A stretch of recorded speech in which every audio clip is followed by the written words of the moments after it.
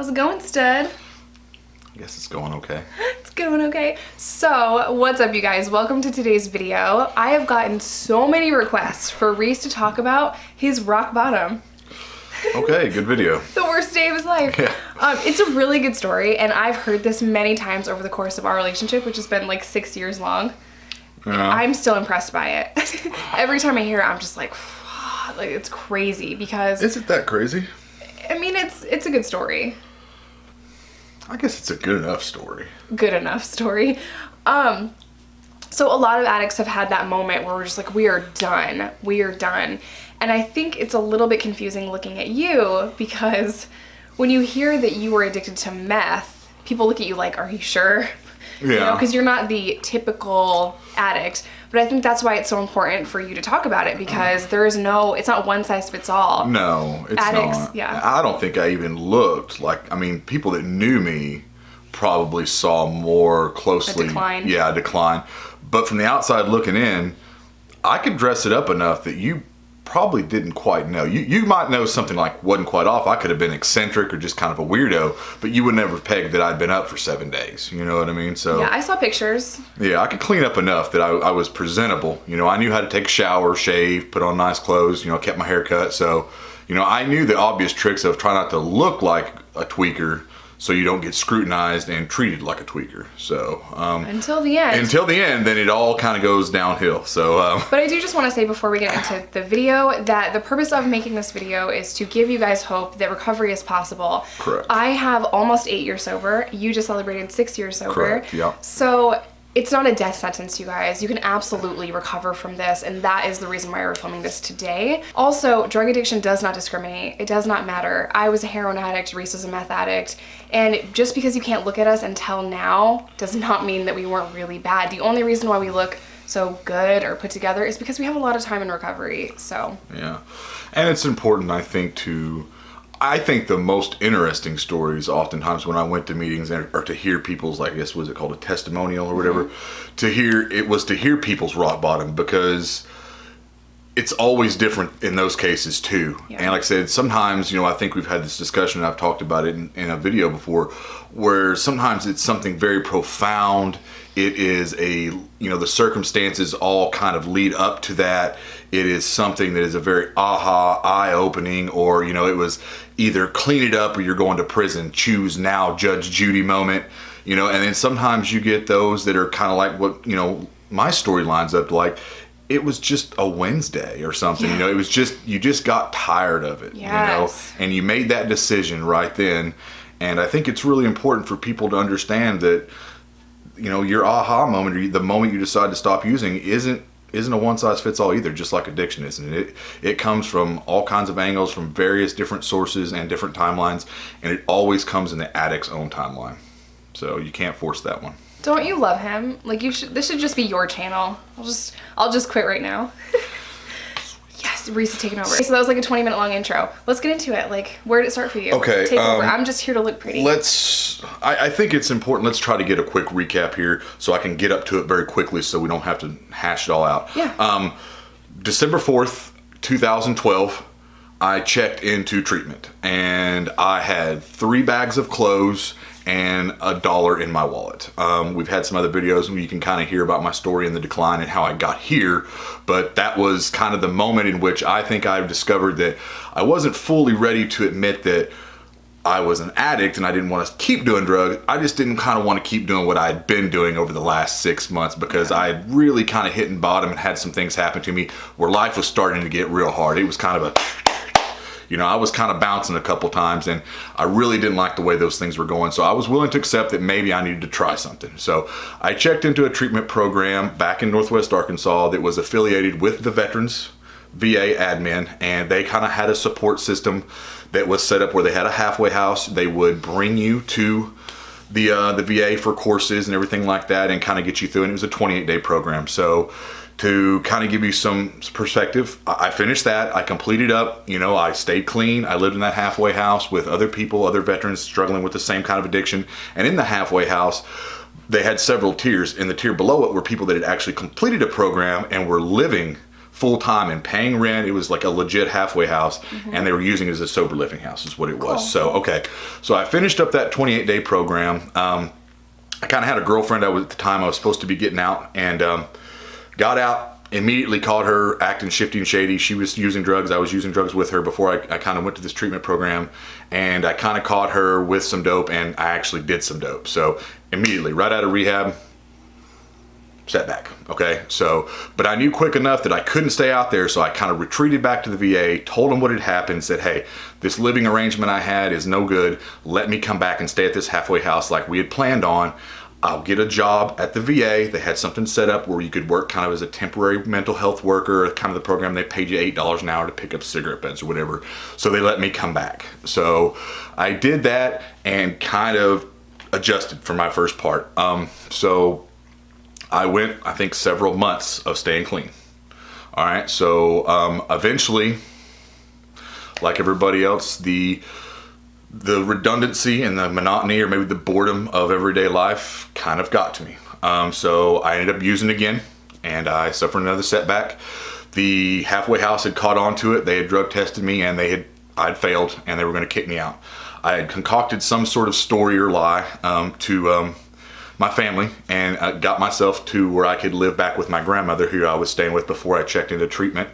And so I set up shop there. And I kind of use that as an opportunity maybe to kind of scare me straight a little bit for a short period of time. After a few months of being sober, I got some money in the mail that was kind of unexpected, but maybe, I thought that possibly it was coming. I used that as an opportunity to reach back out into my old life and go out of town to buy what I thought was, a good idea at the time, a large sum of drugs. And I was going to use this little cash stash I get inherited to kind of help me get my life back on track. That was my thinking, my drug addict thinking. I was going to use this $5,000 or $6,000, kind of hustle it up, turn it over a few times, and get me about $30,000 or $40,000, and I was going to get my life back together. I've definitely thought that. Yeah. I've definitely done that before. Yeah. I thought I was on the right track. I'd kind of tasted sobriety. I knew what my life looked like previously sober. So I thought, this is what I'm going to do with this money. This is the best idea. Didn't really work out that well. I was driving back from where I got it, and passed a cop. I knew I was speeding, and he hit the lights, and I thought, oh boy. So I tossed it out the window, and this is probably 80% of the money that I'd caught in. So 80%. He didn't see you do that? No, I was kind of around a hook, and I just right out the front of the window. So lucky. And cop pulls me over, and I'm thinking, oh god. So I get it out, checks my license and my registration stuff, comes back and just says, okay, slow it down. That's that Reece luck. Yeah. I'm going to jail. And I'm thinking, oh, at least give me a ticket or something. At least ask to search the car, so I feel better about throwing that $5,000 worth of dope out the window. Yeah. Nothing. Just comes back and says, just slow it down for me. So I'm thinking, this is not good. So did you go look for it? What was I gonna go look for? Were you kidding me? On the highway, like that wouldn't have been an all-time tweaker moment. That cop comes back around later that afternoon, and sees me sifting around through the ditch, Yeah. through the shoulder, trying to find a big pack of dope that's shattered everywhere. So I come back into town, still staying with my grandmother at this time. Who is the sweetest woman you'll ever meet ever? Who I owe my sobriety to, who I owe my second chance of life to. I was very fortunate and blessed. It was the cornerstone of the support system that I've talked about in the past. If I didn't have that and I didn't have her, I probably would not be where I'm at here today. So I always have to be mindful of that and respectful and cognizant that I did get that opportunity, and I'm very blessed for that. I go back and I'm feeling a little bit sorry for myself about the whole scenario. I use what little bit of leftist cash on me to kind of start spiraling back out of control. To kind of give you some timeline, I maybe have moved in with her out of the halfway house that I got kicked out of. It's maybe been a few weeks, maybe 4 or 5 weeks. So not a whole lot of time has transpired, but it's an eternity when you don't have anything, you're trying to get sober, and you're kind of chasing the dragon and suffering some setbacks like I have. So, like I said, feeling pretty sorry for myself. Obviously, it becomes pretty clear to her that I'm using at some point. She knows I'm lying to her, even though she is still willing to allow me to stay there and kind of prop me up. I am kind of on a small tear. Maybe it's been, I've been back from this little incident where the cop pulled me over, maybe a week in, and I leave. I tell her I'm going to return a vacuum cleaner. Now let's try to scope this picture. I've borrowed a vacuum cleaner for some reason to clean out an apartment that I used to have before I moved into this halfway house. Long story short, I used it as an excuse to get out of the house, a legitimate excuse. And I was going to go return this vacuum cleaner to a friend that I'd borrowed it from. I actually had the vacuum cleaner maybe 30, 45 minutes down the road in another town. So I left to go do this. I really was leaving to go buy some dope. And I kind of had, in my mind, I was thinking, I'd just go buy this, I was probably buying, $800, $1,000 worth of dope. And I wasn't going to keep trashing around. I was just going to try to get my life together and use it by myself at the house. I wasn't going to keep running around with the same people. So I was willing to change a portion of my life, just not all of it. I was still trying to barter with my addiction. And so I thought I'd stop by on the way to return this vacuum and buy me up a little bit of dope that was going to hold me over for a few weeks while I was kind of resetting and coming up with my new plan. How'd that work out for you? Let's talk about how that worked out for me. At this point in time, like I said, a lot of things have transpired, and I did this. I obviously kind of followed down the rabbit hole, got high with the dope I bought, started like you do, like a little tweakers, start scurrying around town, and your plan kind of goes to crap. When you get high, you make poor decisions. You let people talk you into things. You talk yourself into things. Made a series of bad decisions. And I knew I had to call my grandmother to check in, to keep her from worrying. So the first night I call and say, hey, I've got it now. I've returned this vacuum cleaner. It's after dark. I don't want to drive because of the scenario, the circumstance. I want to stay out of trouble, knowing full well that I'm totally running around town, spun like a top, probably driving all over God knows where. Anyway, a couple days go by, and at this point in time, I've continued to make excuses not to come back. When I finally do have to call, and I think this is 3 or 4 days in after leaving to return this vacuum cleaner, I'll be right back. I call because I am at a point where I have now lost my vehicle because I allowed somebody to borrow it. They got pulled over with drugs and it's been impounded. I'm actually out of money because I have made some poor decisions, allowed this person to leave with some of my money, or a large portion to handle some business that I had let them go do. It's gone. My phone is about to pretty much expire, and I am a couple towns away, and I have to call and say, hey, I need to know if it's okay if I come home. I understand that, at this point in time, I'm coming down a little bit. I've been maybe a day and a half without, that my fix. So I realize my mind starts to clear up, even though I'm still kind of wound. And I realize that I have to kind of concede my position. I'm in a really bad spot. So I call and say, can I come home? And she says, yes, but I think you probably need to go back to treatment. And I said, I think you're probably right. So I'm willing to kind of make that concession too, that, even after going to treatment, coming out, having some setbacks, and still trying to reset and barter with my addiction about how I was going to put it back together, I was still unwilling to admit that I couldn't manage my life. And I think at this point in time, when I had this conversation with her, it was a Sunday. I specifically remember it. And I said, yes, I think you're right. I probably do. It's probably the best thing for me. So I get a ride. After I get a ride back to her house, which is I'm a couple towns away. It's Sunday, and I know this because when I get there, she is gone at church, and she tells me where the key is outside. She had kind of always left a little hidden key, and her little fixture on the front porch. So I get into her house, and at this point in time, after all these things have kind of happened, I remember I get into her house and I walk through the front door, and I'm about 2 steps in.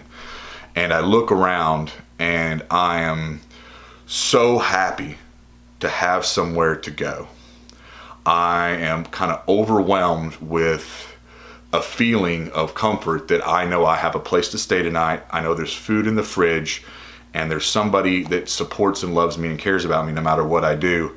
And that is immediately followed up as I'm standing kind of in the living room, or as I've walked in the door, by an overwhelming feeling of guilt, being very ashamed and embarrassed of kind of my actions, the life I'd been living, the person I'd allowed myself to become, because I know that's not who I was. And you have to think, I've been using drugs for several years now. Just the last 12 or 18 months had really gotten the best of me, and I think I was having to exercise a whole lot of humility in this moment. And at that point in time, I was done. I was willing to accept that I did not know how to control my addiction. I did not know how to manage my life. I did not know what I was going to do. I just knew that I was horribly ashamed and embarrassed of what I had been doing. And I was willing to do anything it took not to continue going on like that. I was completely crushed. She came back. At this point in time, I'm really coming down. I think I'm just basically hanging on her couch, kind of passing in and out, like you do when you've been on one for a while. She tells me to kind of go back to the bedroom and sleep. Long story short, I throw my phone away. I get off social media. I know I've got some court cases pending, but I kind of go radio silent. I kind of ghost everything, everyone, and I stay there with her, and I never go back to treatment. And we never had the discussion about me going back to treatment. But I think somewhere in that first couple days when I kind of came out of my long nap, per se, I had a couple PB&Js and maybe a Dr. Pepper to kind of bring my body back to life. I think she could tell I was pretty serious, and I don't know, maybe she could, maybe she couldn't. I don't think we ever really talked about it, but I never went back to treatment, and I never used drugs again. And that's been a little over 6 years now. So that was my rock bottom. Like I said, it wasn't a situation where, it was all or nothing for me. There were a lot of other moments in my life when I could have made that decision and didn't. Several times in the last 12 to 18 months when life got really, really difficult, and I had the opportunity to put the brakes on the tailspin nosedive that I was in, and I didn't. It was that moment. It was that moment on a Sunday, June 26th, 2013, that I decided I was completely defeated and done, and I didn't know what to do. I just knew I didn't want to keep doing what I had been doing. So that was it. That was it for me. I hope that was enough for you and your viewers. If you have some questions, okay. I have questions. Shoot. So how long after that Sunday where you were done, you decided that this is the end, how long after that did you get drug court? Okay, it's a good question. Thank because you. I think we've discussed this, yeah. and we'll do an entire video. It may be important for the story and your viewers. Yeah. I think maybe 60 days. Okay. I knew I had some charges pending. Okay, I'd racked up several felonies, other videos and other stories, but I knew that I had a court date coming up, and I didn't know whether or not I was going to go to prison or I was going to get drug court. Mm-hmm. It was kind of still up in the air. Uh-huh. It kept getting pushed off because before I could ever get to court for one charge, I would pick up another couple over the last 12 to 18 months. So it was a series of events. So we met with the district attorney and the prosecutor, I think it was, and my court-appointed attorney, because that's all I had. I didn't have any money. Same. So at first they kind of said, we don't know what to do. We think that, you're going to have to do some time. And I said, well, I'm a first-time offender. I know that Arkansas has Act 347, or it's something like that. And I said, are you sure? But I was kind of willing to accept the consequence because I knew that there was really no way out of it. Running wasn't in the books for me. I knew I was going to have to face this. What were the charges you were facing? I was facing, what is that? Let me think here real quick. I had a couple possessions, some paraphernalia. They had 3 charges that came with filling those fake prescriptions. It was obtaining a prescription with a false pretense. It was fraud and something else. So we really stacked this pretty high. We stacked them up pretty high. I had an FTA in one county. Failure to appear. And then I I had a couple other little small trickly ones that weren't felonies, that were misdemeanors. Trickly ones. Little trickly charges that came along with the big ones. You know, Who says that? if you're gonna go all out. So I was definitely taking the Pepsi challenge, so to speak. So yeah, I was kind of up against it. I think that I knew that I was really in trouble, you know. And as I kind of cleaned up and it hit me, that 60 days or so waiting to figure out what was going to happen to me, I was really uncertain. It's a long 60 days too, when you don't know what's going to happen.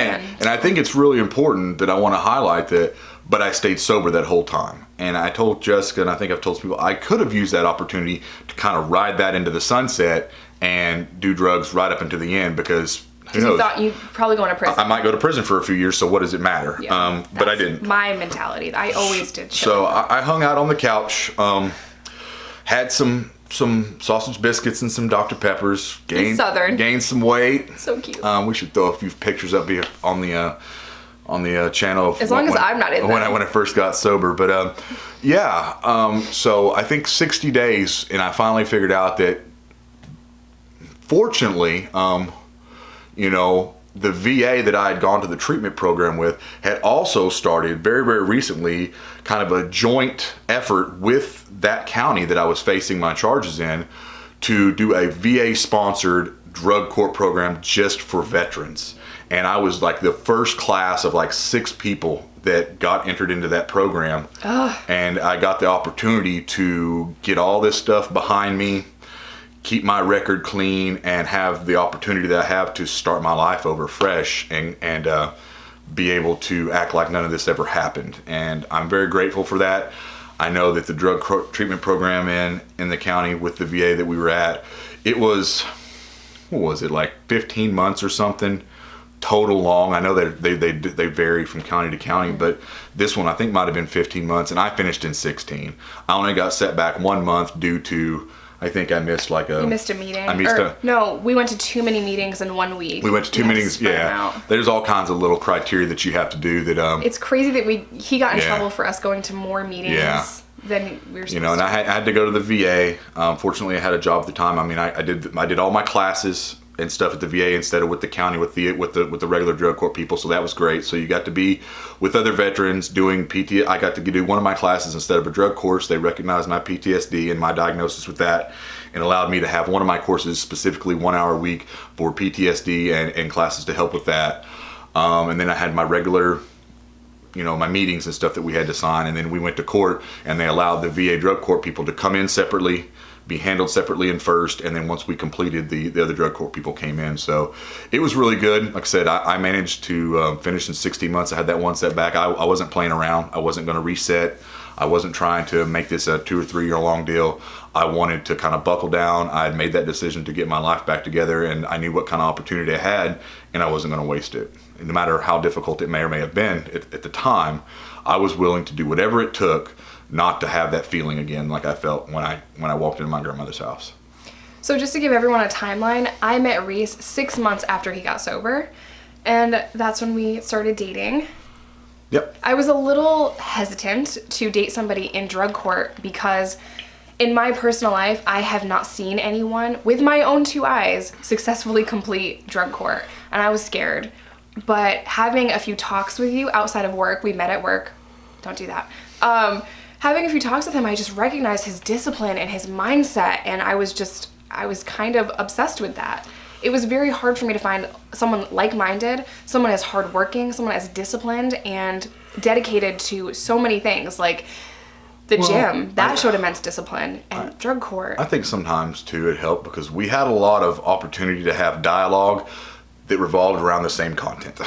Yeah. we were trying to accomplish the same things in our life and kind of had a similar story and background. And no one else in our lives understood us. Yeah. So we understood each other so well, and we just clicked immediately. I think that was really a driving force behind what allowed us to connect on that personal level very deeply there that first year, because we just had so much to talk about. So many things we wanted to do, so many dreams we were willing to share with each other, and I think that's why we were able to, like I said, to do what we were able to do. because we had that in common. And at that time, he was working a drug court case. I was working a DHS case. So we dated for an entire year before you even moved in. We took it very slow. Yeah. And even when it came time for him to move in, it had been a year. I was like, were you nervous? Yeah, I nervous? think we had discussions about it. Yeah. Even months out, we thought, like, is this what we want to do? Yeah. Maybe. You know, I mean, we were willing to accept maybe as the answer from both of us. We thought we would continue. You know, I think I was staying with you a few days out of the week. So, we were gradual with it. Yeah. You had met Micah on several visitations that I had. I introduced them before I gained full custody, and I would watch them very closely because I'm like, I was still not really sure. I was not sure if I wanted for you to meet Micah. Are you really going to stick around? I was very protective of not only my life and my heart, but Micah's as well. And yeah, it's just worked out. Yeah, You're a great father and amazing to both of our girls. So. That was definitely a big step. I think that, we did it. We did it right. Do you think we set out to do it right, or we kind of did it right by accident? That's a good question. I'm really trying to think about that. I could spin it either way. Yeah. No, I think that we were just very cautious of our sobriety and what we had already built. So he was living with his grandmother, working at the same job as me, doing very well in drug court. I had just got in a duplex. I had the duplex for a year. I had my own car. I had this job working a DHS case. So we were successful on our own at first before we officially moved in together. And we were very honest up front about what we expected, what we wanted, who we were. We did not do that representative phase where it's like, I'll just have a sip of water. I'm full. Like, no, we didn't do that shit. We were honest and real about it. We were very, very honest. Yeah. I think at that point in time, we were both very honest with ourselves too, about what we wanted. And I think maybe we might have done it right a little bit by accident, a little bit on purpose. I think we probably got there because some of the improvements that we had made in our life up to that point of moving in, we were still really proud of those. And I think we really still kind of understood, even at that year, and we had both been sober for a bit, we still kind of really understood how fragile our recovery and our lives were. And we were willing to accept the fact that any kind of big misstep could really throw that off balance. And I think we both understood that. We understood that. I think that we see people make these like fleeting decisions, decisions that to take weeks to think about. I see people not even sleep on it a night. And it's like, that's kind of a big deal, especially when you're in recovery or you're coming out of prison. It's like, man, you really need to take, slow down. Any kind of misstep is going to set you back or set you back permanently. And I see people do that. And I think we were both really, really aware that we knew that. Mm-hmm. We knew that we had to get the big decisions right. If you do that, some of that little stuff that you worry about, like who's going to do laundry, Me, always. I hate laundry. But those things kind of take care of themselves. And I think we were both really cognizant and aware of that, and we knew. So that was important for us. Go us. So do I want to apologize for being so hot? Sure. So uncomfortable? I'm always so hot when we film these things. Like, I'm just pouring a sweat, and I know it shows. It probably shows in the first part of this video. I'm also sick, so I'm like sniffling and sneezing, but he just drank coffee and took a hot ass shower, and I'm like, oh, sit down to film. We gotta film right now in this hot ass room that we have. With these lights on just us. blaring down. I'm just like, like dying. I'm sorry, you guys. But yeah, hopefully. Try out that rosacea face going on real bad. He does. He does have I know. It's the worst, man, because I'm hot, man. Your baby is also like that. Yeah. Riley has eczema, and she's really hot too. Yeah. So weird. Okay. So hopefully you guys got something out of this story time, and yeah. Yeah, all right. I appreciate everybody listening and you having me on your channel, and I hope that... it's our channel. It's our channel, okay. I hope that somebody takes something away from this, and if anybody has any questions, feel free to continue up and follow up, and I'll try to do the best I can next time. We also have a second channel. Yes. I will leave it on the card up here. Reece does his workout stuff, and there's only 2 videos. We're getting better. We're gonna try to get better at that channel for sure. All right. It's a process, but I love you guys. Stay safe, stay sober, do not break the law, and I'll see y'all in my next one.